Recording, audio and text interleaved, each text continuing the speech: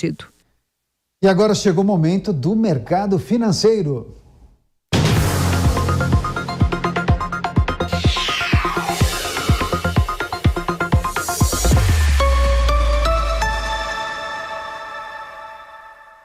Pois é, vamos voltar a falar sobre a reforma tributária que deve ir à votação na CCJ, Comissão de Constituição e Justiça do Senado, na semana que vem. Por essa razão, chamamos Luiz Arthur Nogueira. Bem-vindo, Luiz. Boa tarde, Daniel. Boa tarde, Cláudia. Boa tarde a todos. Reforma tributária, um tema essencial para o Brasil, que vem sendo debatido há décadas. O Brasil, de fato, precisa de uma reforma tributária para simplificar esse manicômio de impostos que a gente tem aqui no país, mas não necessariamente esta PEC, a PEC 110, que é a proposta de emenda à Constituição número 110, que propõe a reforma tributária, não necessariamente ela é a melhor para o país nesse momento. Na semana que vem, há uma promessa de esforço concentrado no Senado Federal para tentar votar essa PEC, tanto na CCJ, a Comissão de Constituição e Justiça, como no plenário. E para falar sobre esse assunto, detalhar pontos positivos e negativos desta reforma, nós estamos em contato agora no mercado financeiro pela Jovem Pan News com Alexandre Sansoni Pacheco, que é consultor tributarista e professor da Fundação Getúlio Vargas. Professor, boa tarde, seja bem-vindo à Jovem Pan News. Tudo bem com o senhor? Boa tarde, tudo bem? Agradeço o convite, Luiz. Queria uma análise inicial sua sobre essa PEC 110, pontos positivos e negativos que o senhor enxerga nela. A proposta de reforma tributária que hoje está em andamento no Senado Federal começou muito mal, né? Já há alguns anos atrás, no mandato do antigo presidente da Câmara, o Rodrigo Maia, que estava usando a reforma tributária como uma pauta-bomba contra o governo federal. Então, naquele momento, se queria concentrar a tributação sobre as vendas, sobre o consumo, em um único tributo. E aí, com isso, você pegaria tributos da União Federal, do governo federal, né, juntaria com o principal tributo dos estados, que é o ICMS, com o ISS, que é dos municípios, e criaria um super tributo concentrado com a legislação que dependesse do Congresso Nacional, ou seja, o presidente da República, todos os governadores e todos os prefeitos teriam que comer no prato do Congresso Nacional, né, e pedir licença para conseguir benefícios fiscais, alteração da legislação. Essa ideia era horrorosa e o governo federal, na pessoa do ministro Paulo Guedes, foi contra desde o começo desse movimento, não é?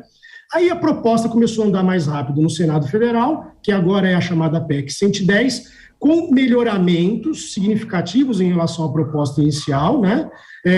De forma que se separaram os tributos em dois, ao invés de criar um tributo, unificando 3 tributos, um dos estados, do governo federal e do município, 2 tributos sendo um do governo federal e o segundo tributo com estados e municípios. Já com isso, a resistência do ministro Paulo Guedes caiu muito. Porque o que ele falou? O maior problema da tributação hoje no Brasil é o ICMS.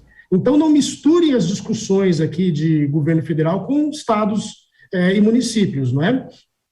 Aí, o que acontece? Hoje, no cenário que nós temos hoje, o governo federal, ele não é que ele é favorável à PEC 110, ele é neutro. Não mexendo com a minha arrecadação, eu também não vou colocar óbice nenhum. Agora, o que acontece? A parte que ainda está sendo discutida no Senado Federal, segundo o relatório que o senador Roberto Rocha apresentou na CCJ em fevereiro, né, ainda contém problemas muito sérios para estados e municípios. Então, hoje, por exemplo, cada estado cobra o seu tributo, cada município cobra o seu tributo. Segundo essa proposta da PEC 110, e esse é o maior problema dela, se criaria um super tributo unificando a arrecadação de estados e municípios, né? E com isso você tiraria poder local de governadores e municípios definirem incentivos fiscais. Então, por exemplo, se um determinado município tem produção de leite e quer conceder benefícios fiscais para o produtor de leite, para os prestadores de serviços que atuam nessa rede, ou se o governador quiser dar benefícios fiscais para os produtores de leite, ele não vai conseguir, porque a legislação hoje é federal e vai depender do Congresso Nacional. Então, esse modelo tira muito poder dos governadores e prefeitos, né? Uma segunda coisa é que essa reforma, como está, vai aumentar a carga tributária dos serviços, saúde, educação, tecnologia, não é? Prestação de serviços em geral vão ser majorados. Por quê? Porque você vai misturar a tributação que hoje existe para bens e mercadorias com serviços, que gira em torno de 5%. Então, em princípio, você vai elevar a tributação de escolas, de plano de saúde, de 5% para 18%, ou 20%, 25%, 35%. E isso vai penalizar demais a população em geral e a rede de prestadores de serviços que atuam na área de serviços. Por isso que hoje a maior oposição na sociedade para a criação desse novo tributo, desse IVA, Imposto sobre Valor Agregado, né, vem da área de serviços, né, que vai ser a mais afetada, e as pessoas, quando tomarem consciência disso, também não vão gostar, né? Nós, né? Verdade. Professor Alexandre, você tocou num ponto fundamental, porque o setor de serviços representa 70% da economia, é o grande gerador de emprego e de renda, e a gente sabe que, se isso vier a ser aprovado, a gente tem a possibilidade de duas coisas acontecerem. Ou a gente vai quebrar muitas empresas do setor, ou isso será automaticamente repassado para o consumidor. Nos dois casos, não seria um bom caminho, não é isso? Sem dúvida, porque o que acaba acontecendo? Existe uma energia que todo governo cria, né, de não cortar despesas jamais, e conforme a arrecadação sobe, vai subindo as despesas junto, né? Então, se a gente aumentar a carga tributária de serviços, é uma ilusão achar que vai reduzir a carga tributária de bens e mercadorias. Não vai acontecer isso. A gente não pode nem contar com essa possibilidade, porque a história demonstra que ela não se concretiza. Então, o que vai acabar acontecendo é um aumento do peso dos tributos no Brasil. E hoje, os tributos representam 1/3 de tudo que a sociedade produz. 33% do PIB hoje é tributos, né? 32%, 33%. Ou seja, a sociedade já está exaurida com tributos. Nós vamos chegar a quanto? 50%, 60%? Não dá, né? Então, a sociedade tem uma expectativa legítima de que os tributos que são arrecadados hoje sejam melhor empregados, mas também que reduza, não é? Nós temos, por exemplo, um país aí competindo com a gente. Imagina, hoje o Paraguai compete com a indústria brasileira. Você consegue imaginar um negócio desse? Mas por quê? Porque tem carga tributária mais baixa, tem energia mais barata. Então, nós temos que reduzir a carga tributária no Brasil para poder, inclusive, nos manter em pé de igualdade no nível mundial, porque senão vai acontecer esse fluxo que está acontecendo. A gente tem até, agora, recentemente na Bolsa, o retorno dos investidores estrangeiros para o Brasil, mas investimento financeiro, que pode sair a qualquer momento. Nós queremos indústrias aqui, nós não queremos que os nossos industriais saiam do Brasil e vão para o Paraguai. Nós queremos que os industriais americanos, japoneses, alemães, produzam mais no Brasil, para que o Brasil eventualmente seja exportador de produtos aqui, aumente a sua pauta de exportação, não fique tão concentrado em agronegócio. Agora, se os tributos ficarem elevados, isso não vai acontecer. Nós vamos continuar perdendo indústrias, perdendo empregos, perdendo dinheiro, né? Agora, professor, o senhor tocou numa questão importante também, que é a redução de carga tributária, que é uma ambição da sociedade como um todo, mas isso só será possível um dia se a gente reduzir o tamanho do Estado. E aí, talvez por lógica, não sei se o senhor concorda, as prioridades estão invertidas. Então, a gente deveria, o Congresso, nesse esforço concentrado, deveria primeiro fazer, por exemplo, uma reforma administrativa, para no futuro ter uma máquina pública menor, deveria aprovar privatizações, dar um exemplo, no Senado está parada a privatização dos Correios, que já foi aprovada na Câmara, enxugando o tamanho do Estado, e quem sabe no futuro a gente pudesse fazer uma reforma tributária almejando uma redução de carga tributária. O senhor acha que tem lógica isso? Sem dúvida. O primeiro passo é reduzir as despesas para ter margem para redução da arrecadação de tributos, porque o que acaba acontecendo, o Brasil ele já está no cheque especial faz tempo, né?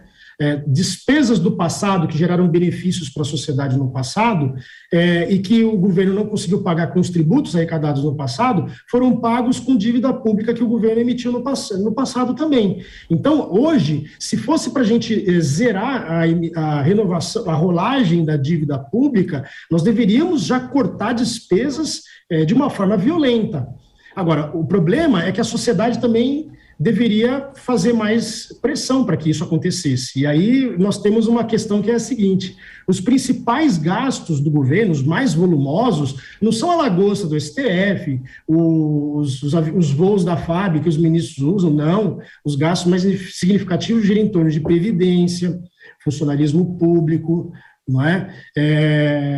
SUS, educação também, são gastos que, de certa forma, revertem para a sociedade. E na reforma da Previdência, a gente viu que a sociedade não quis uma reforma mais profunda. Verdade. Disso? Então, a sociedade também não ajudou naquele momento, porque sentiu que seria prejudicada no bolso, você entendeu? Então, o que a gente deveria fazer? Campanhas de conscientização maiores de redução do tamanho do Estado, é bem verdade, não é? E aí, com isso, a gente reduz a folha dos funcionários públicos, fazer novas reformas, né, que reduzam o gasto público, e aí, com isso, reduzir os tributos. Mas agora, a gente tem uma margem muito importante para a simplificação dos tributos, porque isso representa um inferno para os brasileiros, né? E gera custo. Então, se a gente simplificar os tributos que nós temos, você gera uma economia que hoje é um desperdício, né? Que pode chegar a 1, 2, 3% do PIB, sem aumentar a carga tributária. Então, se a gente melhorasse, por exemplo, os tributos que nós temos hoje, já seria um refresco importante, 1, 2, 3% do PIB, não é? E aí continuar com a pauta de reformas para reduzir o gasto público, para ter margem para reduzir os tributos. Perfeito. Professor, só para a gente encerrar a entrevista, eu ouço há muitos anos aqui no Brasil especialistas dizendo que a gente comete um erro tributário, que a gente tributa muito o consumo e pouco a renda, e que isso, em tese, prejudica a população de baixa renda. Queria saber se o senhor concorda com essa avaliação e se essa reforma tributária vai endereçar esse problema. Olha, o que acaba acontecendo é o seguinte: esse é um assunto muito complicado que os políticos não tocam, mas eu não sou político, então, quando eu estou falando de contas públicas, de uma análise técnica, né, e com isso já qualquer possibilidade minha de me eleger um dia vai ser enterrada agora, né? Mas com argumentos que eu uso, sim, sempre. O Brasil é um grande condomínio, e as pessoas têm que pagar pelo uso do Brasil. Quem usa mais os serviços públicos são os mais pobres, não é? Então, essas pessoas também têm que contribuir para o financiamento do Estado.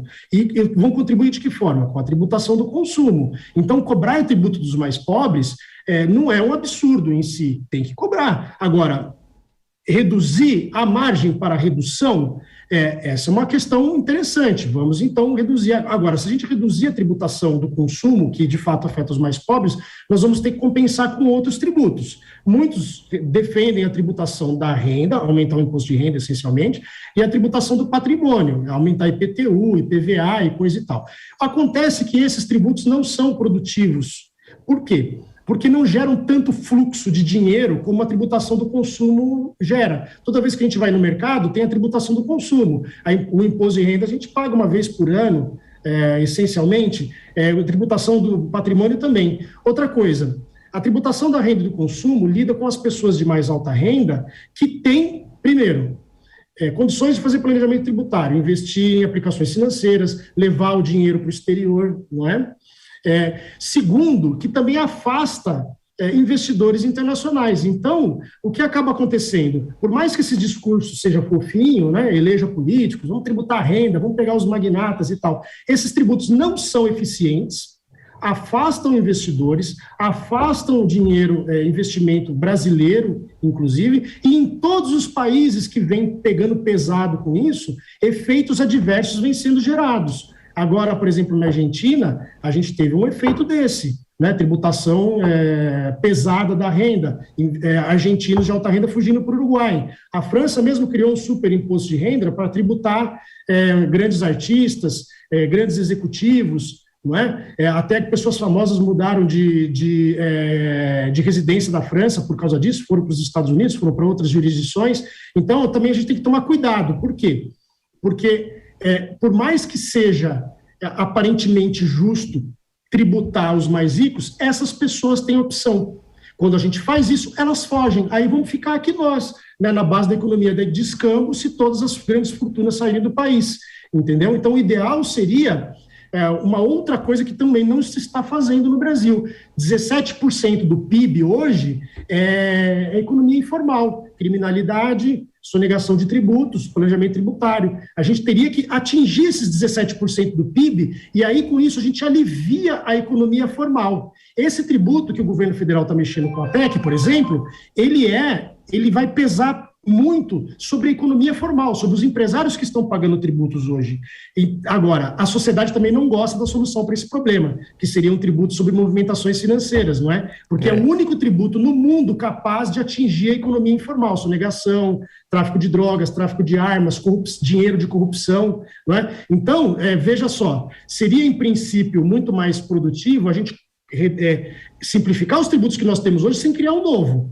Claro. Atingir, sem falar de cortes de despesas, né? E atingir a economia informal para fazer com que quem não está pagando hoje acabe pagando, né? E aí a gente tem uma jornada grande aí para convencer a sociedade de que isso é importante. Sem dúvida. É um tema polêmico que requer muito debate. A gente agradece a participação do professor Alexandre Sansone Pacheco, que é consultor tributário e professor da Fundação Getúlio Vargas. Muito obrigado pela sua participação aqui na Jovem Pan News. Um grande abraço. Até uma próxima oportunidade.